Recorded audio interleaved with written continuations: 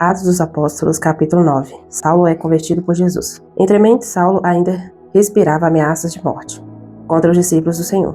Dirigindo-se ao sumo sacerdote, pediu-lhe cartas para as sinagogas de Damasco, de maneira que, eventualmente encontrando ali homens ou mulheres que pertencessem ao caminho, estivesse autorizado a conduzi-los presos a Jerusalém.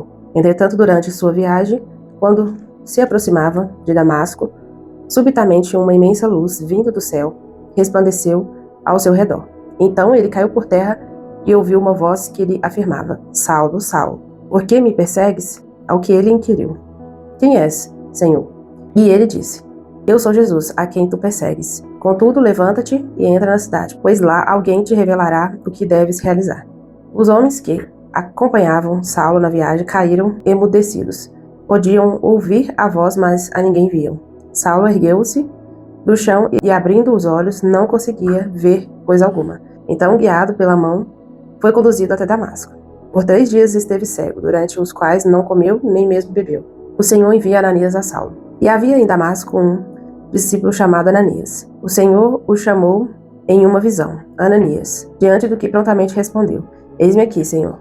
Então o Senhor lhe disse: Apronta-te e vai à rua que se chama Direita, e procura na casa de Judas por um homem de Tarso chamado Saulo. Eis que ele está em oração neste momento.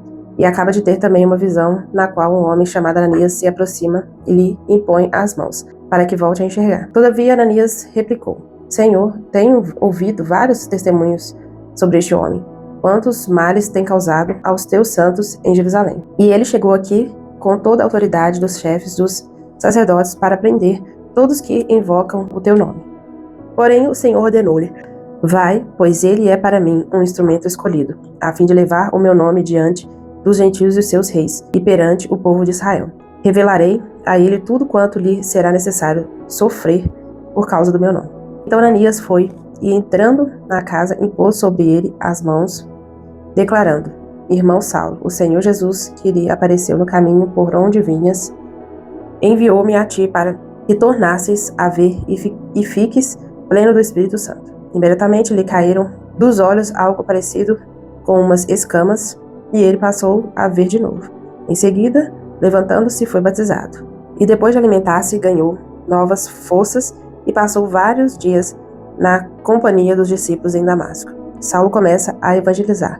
Logo após, Saulo começou a pregar nas sinagogas que Jesus é o Filho de Deus. Todos quantos o ouviam ficavam atônitos e indagavam: Ora, não é este o homem que em Jerusalém buscava destruir aqueles que invocavam o nome? E não é ele mesmo que tinha vindo aqui com a finalidade de detê-los e levá-los à presença dos principais sacerdotes? Apesar disso, Saulo se fortalecia cada vez mais e deixava perplexos os judeus que viviam em Damasco, ao comprovar que Jesus era mesmo o Messias. Então, havendo passado muito tempo, os judeus se reuniram e decidiram matá-lo. Entretanto, as informações sobre a cilada que estava sendo tramada chegou aos seus ouvidos. Dia e noite, os judeus espreitavam as portas da cidade, na expectativa de assassiná-lo. Porém, os discípulos de Saulo o conduziram na calada da noite e o ajudaram a descer dentro de um cesto através de uma fissura que havia na muralha da cidade. Barnabé fica ao lado de Saulo. Assim que chegou a Jerusalém, procurou reunir-se aos discípulos de lá. Contudo, todos estavam assustados e com medo dele, pois não conseguiam acreditar que Saulo fosse um verdadeiro discípulo.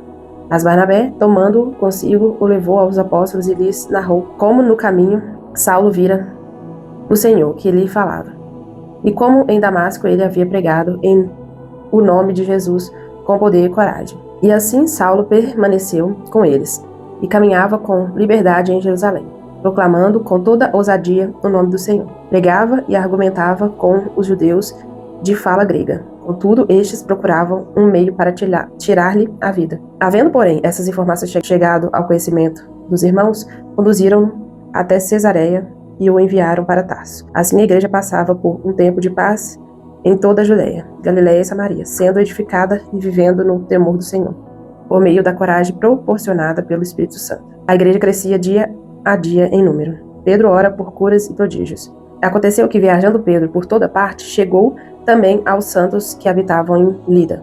Ali encontrou um homem paralítico que se chamava Enéas. e que estava prostrado numa cama já fazia 8 anos. Então Pedro lhe afirmou: Enéas, Jesus, o Cristo, cura a ti. Levanta-te e arruma a tua cama. E ele se levantou no mesmo instante. E viram-no todos os que moravam em Lida e Sarona, os quais se converteram ao Senhor. Entre mentes havia em Jope uma discípula chamada Tábita, que em grego significa Dorcas, que se dedicava ao ministério de boas obras e ajuda financeira aos pobres. E aconteceu que naqueles dias ela ficou muito doente e morreu. Seu corpo foi banhado e colocado em um quarto, no andar superior da casa. Como a cidade de Lida ficava próxima de Jope, quando os discípulos ficaram sabendo que Pedro estava ali, logo enviaram-lhe 2 homens com o seguinte pedido: Não te demores em vir até nós. Então, levantando-se, Pedro partiu com eles. Assim que chegou, levando-no ao aposento do andar de cima da casa, todas as viúvas o rodearam, chorando e mostrando-lhe os vestidos e outras roupas que Dorcas havia feito para elas enquanto estava viva. Pedro pediu que todos deixassem o quarto, em seguida ajoelhou-se e orou. Dirigiu-se à mulher morta, ordenou-lhe: Tábita, levanta-te. Ela abriu os olhos e, vendo a Pedro, sentou-se. A seguir, ele lhe deu a mão e ajudou-a a colocar-se em pé. Então, chamando os santos, principalmente as viúvas, apresentou-a viva. Este fato se tornou conhecido por toda a cidade de Jope, e foram muitos os que passaram a crer no Senhor. Pedro ficou muitos dias em Jope, hospedado na casa de um curtidor de peles chamado Simão. Olha, eu gostaria de comentar sobre essa conversão de Saulo, né? Era um homem que perseguia a igreja e o Senhor mudou a vida dele, transformou a vida dele, e de perseguidor ele passou a ser pregador de Cristo, o nome de Cristo. O nome que ele perseguia, ele começou a anunciar. E trazendo hoje para os nossos dias atuais, aquilo que nós temos vivido, muitas pessoas se apoiam no governo dos nossos dias e elas se frustram e ficam decepcionadas e acham que não tem mais chance, por exemplo, para o nosso Brasil, creem que não há mais esperança. Mas olha aqui, biblicamente, nós cristãos, nós precisamos crer nisso. Na palavra do Senhor, mostra muito bem um homem que era de um bom nome, um homem respeitado, um homem que tinha autoridade de perseguir e prender os cristãos. Ele era um alvo de destaque naquela época. E esse homem, de tanto poder, de tanta sabedoria, de tanto conhecimento, esse homem, Deus pegou ele e quebrou ele. E o fez se prostrar. Então quem é esse governo nosso de hoje? Quem é qualquer homem que tenta ir contra o Senhor, ir contra os princípios de Cristo, aos valores de Cristo? Quem é esse homem, gente? Deus não faz porque Deus não quer, Deus não tem propósito.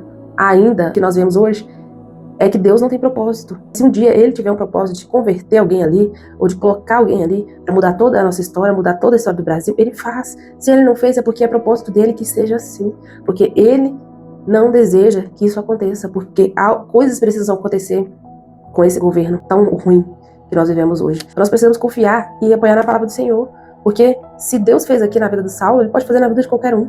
Se Ele fez nesse tempo, nessa época do Império Romano, quem é hoje para Deus, qualquer um governo, seja dos Estados Unidos, seja europeu, qualquer um, o Senhor coloca, o Senhor tira, o Senhor abate, o Senhor converte, Deus faz o que Ele quiser. Se não está sendo feito é porque não é propósito de Deus, e nós precisamos respeitar, nós precisamos entender, nós precisamos crer que se não está acontecendo é porque não é para acontecer. O Senhor tem outras coisas para se cumprir, outras coisas para liberar sobre as nossas vidas. E se está do jeito que está, nós precisamos olhar, colocar os nossos olhos fixos a Cristo.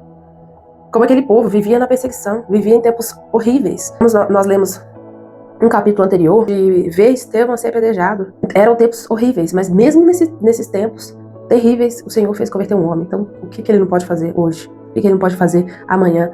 O que Ele não pode fazer? O Senhor pode fazer tudo. E nós precisamos crer nesse Deus que faz, que é poderoso, que faz o que Ele quer, que muda o que Ele quer. Nós precisamos crer em Deus e não nos abalar por qualquer coisa. Então, essa é a reflexão que Deus trouxe ao meu coração. Confiar nele, que se Ele fez antes, Ele fará novamente. Se Ele não fez, é porque não é da vontade dEle que seja feito. Com isso, nós precisamos descansar. Vamos orar, então? Senhor Deus querido e santo, nós te agradecemos pela Tua palavra, nós te agradecemos porque a Tua palavra traz luz aos nossos dias, ela traz descanso. Se nós todos os dias buscássemos as palavras do Senhor, a direção do Senhor, nós viveríamos descansando no Senhor, nós viveríamos crendo no Senhor. O problema é que nós não buscamos a Tua palavra, nós não buscamos a Tua presença. Nós queremos ver tudo acontecendo, mas nós não buscamos de Ti, nós não preferimos buscar notícias ruins, preferimos nos apoiar em homens que são falhos, em vez de buscar e apoiar no Senhor que é perfeito. Nós somos falhos, Deus. Então, que o Senhor nos ajude a sermos pessoas melhores, que o Senhor nos ajude a confiar, sermos servos fiéis a Ti, servos que olham para o Senhor. Em nome de Jesus, que os nossos corações venham ser tomados pelo Senhor e não tomados pelas coisas desse mundo. Que nossos olhos, que nossa mente, que nossa esperança venha estar no Senhor e não em nada desse mundo, Deus. Que o Senhor venha nos encher da esperança de Ti, que o Senhor venha nos encher da presença do Senhor, e que nós venhamos ser transformados pela Tua palavra, transformados na nossa mente, que é o principal, nossa mente que nos engana, que nos sabota, que nós venhamos ser transformados para viver dias descansando no Senhor, dias maus que nós vivemos descansando no Senhor. É o que nós te pedimos e agradecemos. Amém.